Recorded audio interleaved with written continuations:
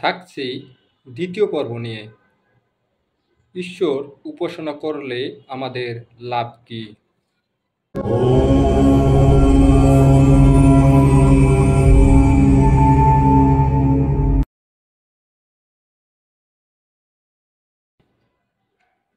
নমস্কার, থাকছি দ্বিতীয় পর্বে। প্রথম পর্বে আলোচনা করা হয়েছিল ঈশ্বর উপাসনা কেন করা হয় এবং কেন করব। আজকে দ্বিতীয় পর্বে আলোচনা করব ঈশ্বর উপাসনা করলে আমাদের লাভ কি। ঈশ্বর উপাসনা করলে আমাদের যা লাভ হবে, চলেন আলোচনা শুরু করা যাক। শুদ্ধ বুদ্ধি লাভ, অর্থাৎ বুদ্ধির বিকাশ ঘটে।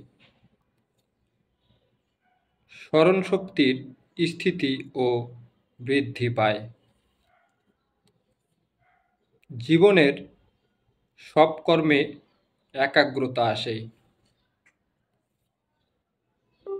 আত্মশুদ্ধি, ইন্দ্রিয় ও মন নিয়ন্ত্রণে থাকে। ঈশ্বর, প্রকৃতি ও আত্মার সঠিক জ্ঞান লাভ হয়। জীবনের সর্বদা প্রতিকূল অবস্থাতেও প্রশান্তি বজায় রাখা যায়।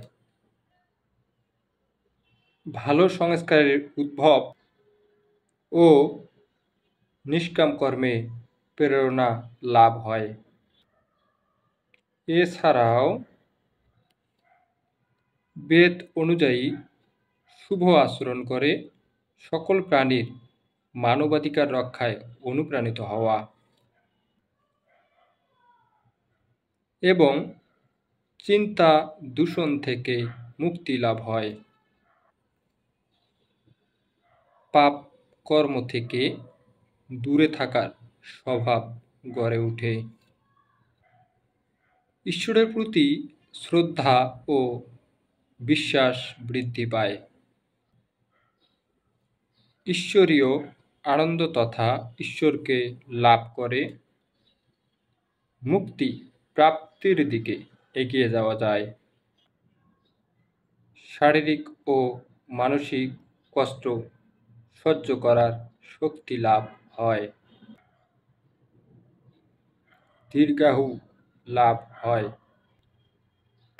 অর্থদান ও সময়দান করার প্রবৃত্তির বিকাশ ঘটে। ধন্যবাদ। আজকে এই পর্যন্ত। আগামীতে থাকছি তৃতীয় পর্ব নিয়ে।